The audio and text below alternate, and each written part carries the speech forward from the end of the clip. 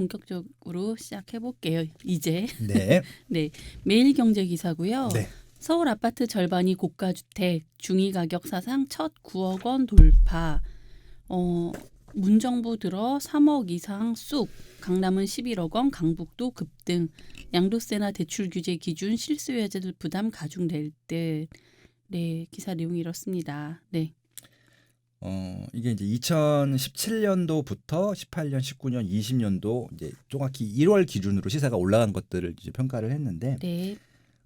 일단 강남의 이제 평균 가격이 2017년도에는 7억 3천만 원, 강북이 그랬군요. 4억 네. 3천만 원이었습니다. 네, 네.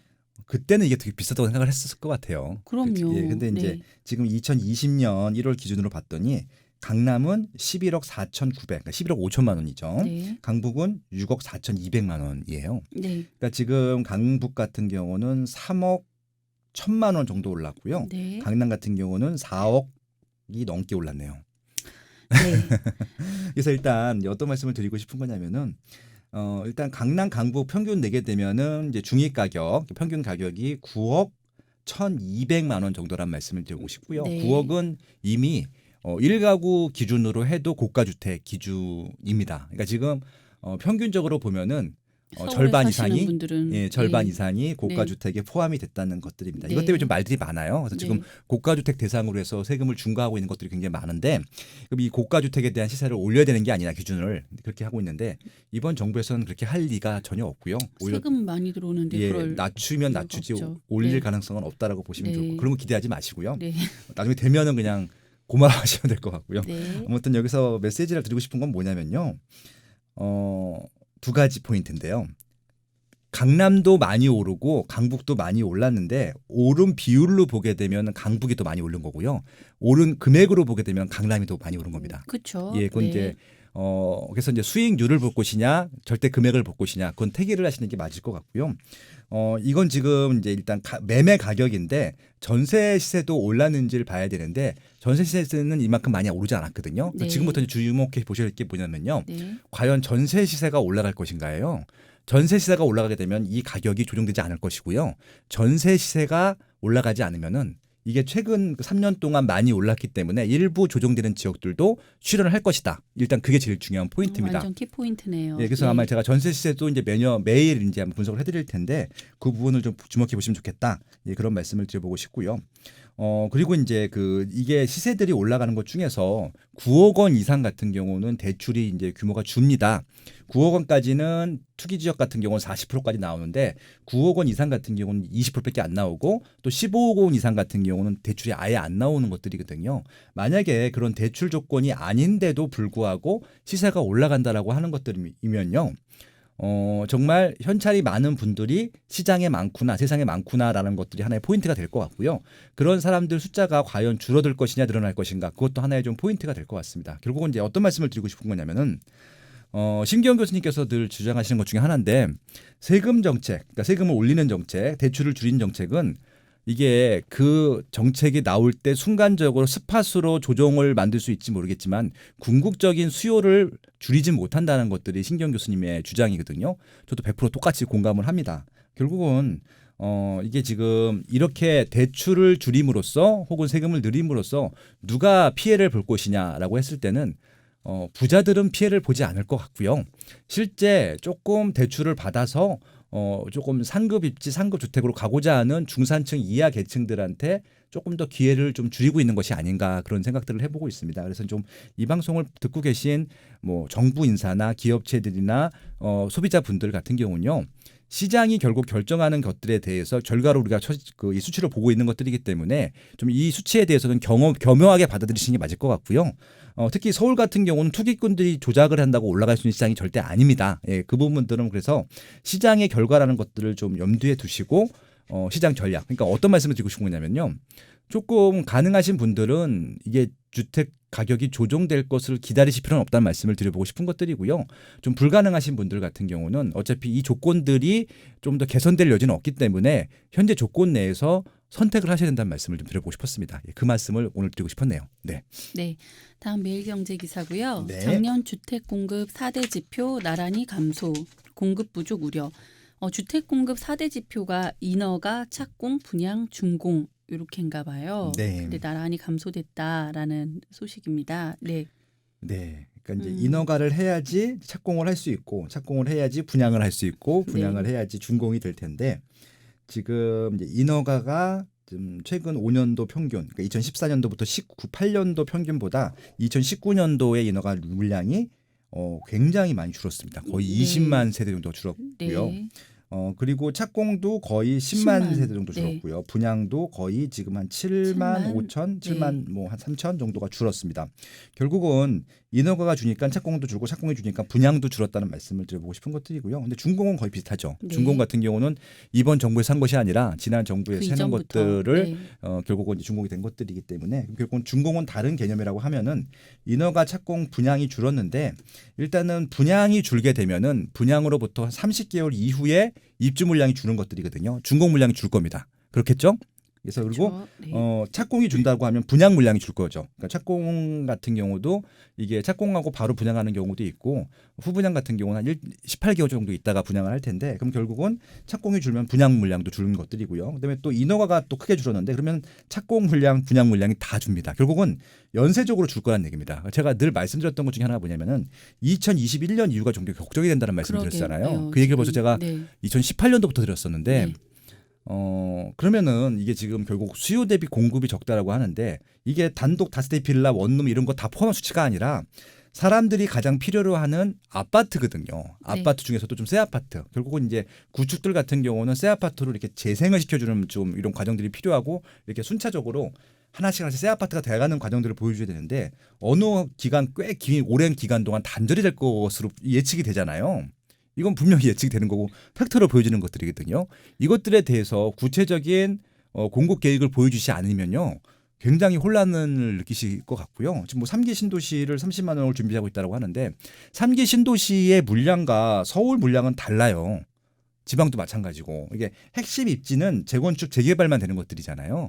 그 수요랑 신도시에 갈 수요는 다르기 때문에 분명히 이 서울 도심 내에 있는 신규 아파트를 어떻게 재생시켜 주실 것인가 언제 정도 그러니까 매년 얼만큼 공급이 되는지 인허가를 얼마큼 내줬고 착공 언제 할 거고 실제로 분양이 매년 얼마큼 되는지 입주 준공이 얼마큼 되는지를 구체적인 타임 스케줄로 보여주지 않게 되면은 향후 2021년부터 한 3년 동안은 굉장히 혼란한 시장이 될 것 같거든요. 그래서 이게 수요를 단순히 막는다라고 해서 이 문제가 해결되는 것이 아니라 공급으로 풀어야 되는 부분들이 있기 때문에 그거에 대한 라이프 타임 스케줄이 좀 필요하다는 말씀드려보고 싶고요.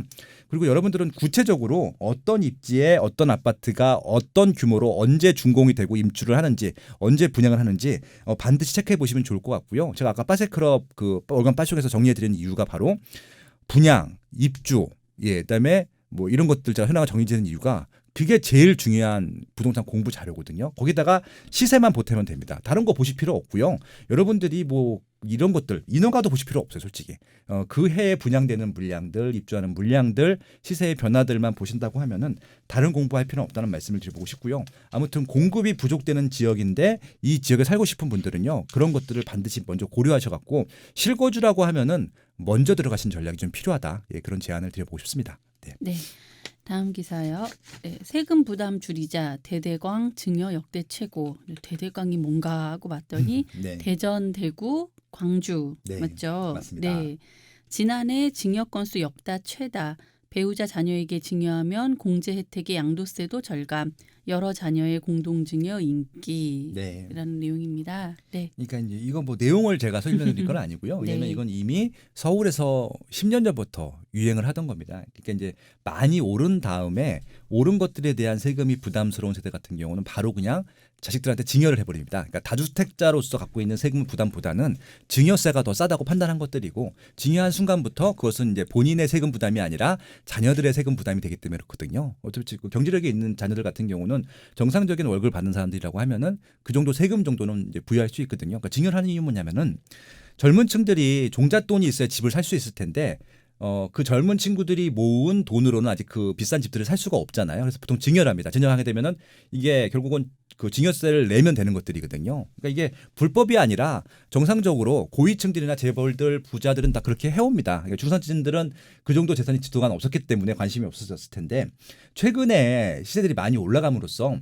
지금 대대강 같은 경우는 집을 두 채 갖고 있어도 크게 부담이 되는 집들은 아니었었는데 대대강의 공통점이 뭐냐면요. 특히 부산까지 포함하게 되면은 10억짜리 아파트가 나왔다는 거예요. 그러니까 네. 이게 10억짜리의 기준은 뭐냐면은 84제곱미터, 그러니까 34평 기준으로 10억짜리 아파트가 나왔다는 얘기인데 거의 두 채면 20억이 되는 것들이잖아요. 그럼 일단은 재산세도 부담이 될 뿐더러 나중에 자녀들한테 증여할 때도 더 큰 부담이 될 수 있기 때문에 가격이 더 올라갈 상품들 같은 경우는 미리미리 증여를 한다는 말씀을 드려보고 싶은 것들이고요. 이제 서울에서 했던 것들을 그대로 갖고 갑니다. 그러니까 이 말씀을 왜 드리냐? 서울을 제가 공부하라고 자꾸 말씀을 드립니다. 그러니까 2017년도에 제가 서울 부동산의 미래를 내면서 어떤 말씀을 드렸냐면은 서울이 부동산에 있어서 정답은 아니지만 전국에 있는 17개 지자체 중에서는 정답에 가장 가깝습니다. 그래서 서울을 공부하게 되면은 지방에서 앞으로 펼쳐질 거의 모든 문제들을 다 미리 예측할 수 있습니다. 그런 차원으로 책을 냈었던 것들이었고요. 그해 부동산 분야에서는 베스트셀러가 됐었습니다. 다시 한번 말씀을 드리지만 지금 대대강에서 이런 징여 문제들은 이미 최초로 발생되는 것들이 아니라 서울에서 이미 10년 전부터 있었던 일들이고요. 이미 작년, 재작년에도 뉴스 찾아보시면 굉장히 많이 나옵니다. 서울의 징여 문제들을. 그래서 이제 앞으로 펼쳐지기 때문에 이런 것들에 대한 대응책이라든지 어떻게 하는 것들인지는 서울 사례들을 가지고 벤치마킹 하시면 좋겠다는 말씀을 드려보고 싶은 것들이고요. 이것은 돈, 특히 재산을 이렇게 좀 컨트롤하는 하나의 방법인 것들이고 나쁜 짓들이 아닙니다. 합법적인 것들을 세금을 내는 것들이기 때문에. 증여가 불법은 예, 예. 아니죠. 근데 네. 자꾸 이제 정부에서는 불법인 것처럼 몰아가려고 하는 뉘앙스를 보여줘요. 기사도 마찬가지고. 그러니까 이게 결국은 제가 오늘 아침에 그 이트레이드 증권에 있는 그 윤지호 센터장님이라고 제가 좋아하는 분이 있는데 페이스북에 이제 그런 멘트를 날리셨더라고요. 이제 그 한국은 그거에 대한 교육이 안 돼 있는 것 같대요. 배가 아픈 것들에 대한 교육이 안 돼 있는 것 같다고 한 줄을 딱 남기셨더라고요.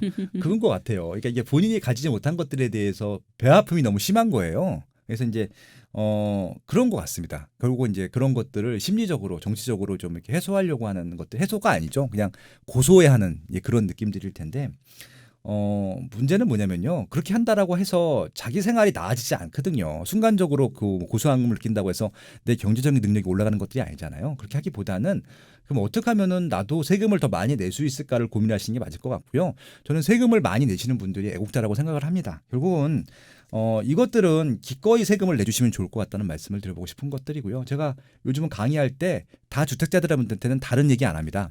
이제 비과세 생각하지 마시라고 말씀을 드리거든요. 세금을 투명하게 다 내면서도 수익을 올릴 수 있는 그런 전략들을 가져가자는 말씀을 드려보고 싶은데요.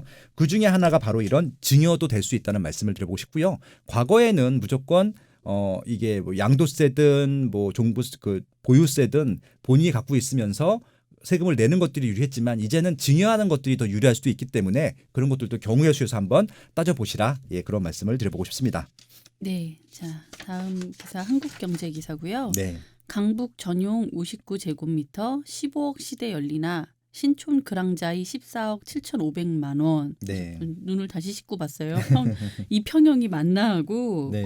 너무 생각했던 금액보다 어느 틈에 이 금액까지 갔죠. 그러니까 이제 84도 네. 14억 7,500만 원이면 비싼 건데 네. 5구니까 24평이니까 신촌 그랑자에는 이제 염리 이 구역을 재개발한 거고요. 그러니까 지금 2대 구역이 있습니다. 네. 제 딸아이가 이제 그 교복을 맞추러 갔었는데 그 교복 맞추러 가면서 이제 그 신촌 그랑자에 거의 다 올라온 걸 봤죠. 네. 근처에 뭐 숙문고등학교도 있고 그렇습니다.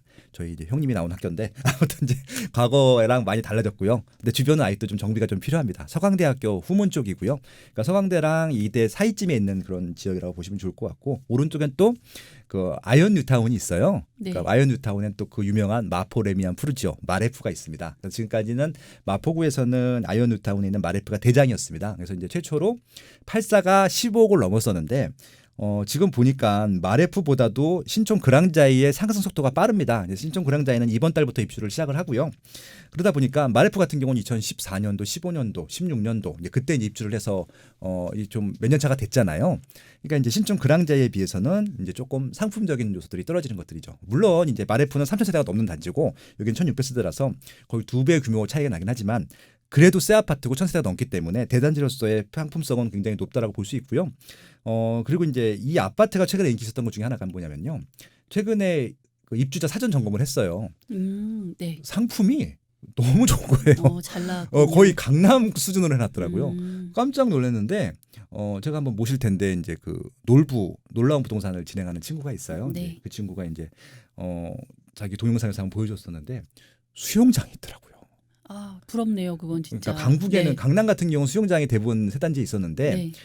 강북에서는 수영장에 들어간 단지가 거의 없었거든요. 네. 예, 특히 마레프도 없어요. 근데 이 네. 단지 있기 때문에 일단 그게 확 달라졌더라고요. 동강역도 꽤 넓은 편이고 그래서 이제 상품적인 이런 니즈들, 교통적인 거, 새 아파트 뭐 이런 그리고 최근에 또 새 아파트 수요가 또 몰리면서 59제곱미터가 이제 14억 7,500만 원입니다. 그래서 제 지인도 요 20평대를 갖고 있어요. 제 지인 같은 경우도 갖고 있는데 부럽네요. 예, 네. 그 대표님도 아시는 분이세요? 아니 그 예. 소장님은 이렇게 지인들은 다 잘 갖고 계시네요. 예, 뭐 아무튼 이제 그분은 이제 특공으로 받으셨어요. 네네. 예, 처음 이제 주주 가지신 분인데, 그때 이제 그 중개업자랑 이게 그 커뮤니케이션 하는 것들을 들었는데 14억 8천이면 팔겠냐고 그 얘기를 하는데 이 친구가 자기가 거주해야 되니까 네. 또 2년 또 실거주를 해야지 뭐 네, 비과세는 네. 아니더라도 좀 세금 혜택을 받으니까 양도세 좀 감면 혜택을 그래서 이제 저 거주할 거고요. 그래서 자꾸 이제 그 이제 팔라고. 그러니까 이제 지금 수요 대비 공급이 적은 거죠. 매물은 안 나와 있고 네. 살고 싶은 사람들은 많으니까 그렇게 줄을 서 있는 그런 상황인 것 같습니다. 아무튼 지금 강북이라 하더라도 입지가 좋은 검증이 된 역세권 입지 같은 경우는 특히 20평대 같은 경우는 뭐 너무 인기가 많은 것 같아요. 그래서 한동안은 계속 이런 수요가 유지될 것으로 일단 예상이 되고요. 결국은 이게 처음에 분양가가 6억 대였었거든요. 네, 네. 그러면 거의 8억 정도 오른 거잖아요. 무섭기도 하네요. 그러니까 한편으로는. 제가 좀 드리고 싶은 네. 말씀은 어떤 것들이냐면은 새 아파트가 될 것들이 확정돼 있는 것들은 되도록이면 초기에 들어가시면 좋겠다는 말씀을 드려보고 싶고요. 시세가 올라가지 않아도 좋습니다. 일단은 새 아파트로서 실거주하고 싶으신 분들은요. 조금 미리 조금 이전 단계에 들어가시면 좋겠다는 말씀을 드려보고 싶고요. 초반에 피가 붙는다 하더라도 피가 높지 않으면은 피를 주고 사시는 것들도 하나의 내 집 마련하시는 방법이다. 예, 그런 말씀을 드려보고 싶습니다. 인플레이션이 분명히 시간을 올려주고 있고요. 그러니까 이런 시세를 올려주고 있고요.